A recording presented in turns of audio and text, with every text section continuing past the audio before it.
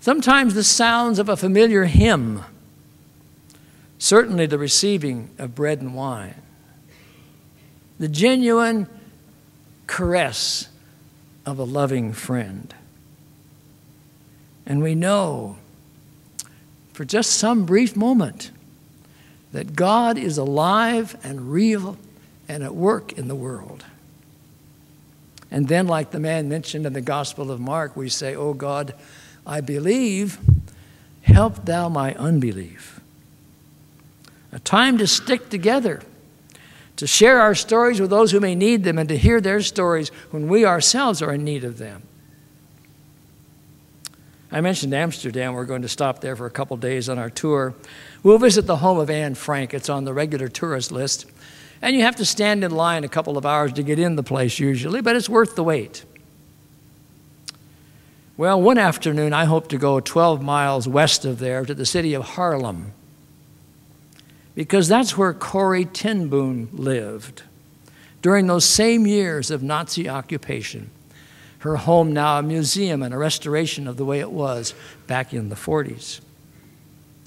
With her family, they also took in many Jews and hid them away, built a special place called the hiding place. But someone squealed on them, and the ten Boom family was shipped off to a concentration camp.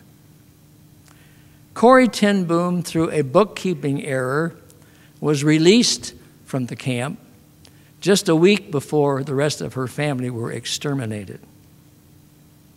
She survived the Holocaust, became an influential Christian through her writings and her speaking engagements throughout the country, and died just a few years ago right here in Orange County. When she was but a child, she went to her father to express her doubts. She said, "Papa, I don't think I have the faith to handle real trouble. I don't know what I'd do if you should die. I don't think I have what some people have to face trouble." Father looked at her and said, "Corrie, dear, when your father says he'll send you to the store tomorrow, does he give you the money today? No. He gives it to you when you're ready to go to the store. If you're going on a train trip and need money for the ticket, does he give you the money when you decide to take the trip? No. He gives it to you when you're at the depot, ready to board the train. Corrie," he said, "God treats us the same way.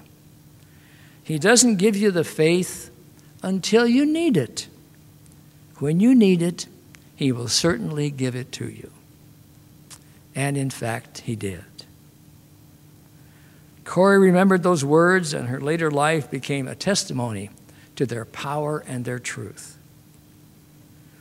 I certainly hope none of us will ever have to face what Corrie ten Boom faced. I also hope that we'll remember her father's words. When we need the faith, God will give it to us. Go ahead and doubt. Doubt as you must, but know too that God is alive and well and living in his people and hanging on to that which you know to be true and sticking together with people of faith, and you'll emerge from the light, the valley through which you may be walking. Amen. So today, as we have started a new custom of having communion on the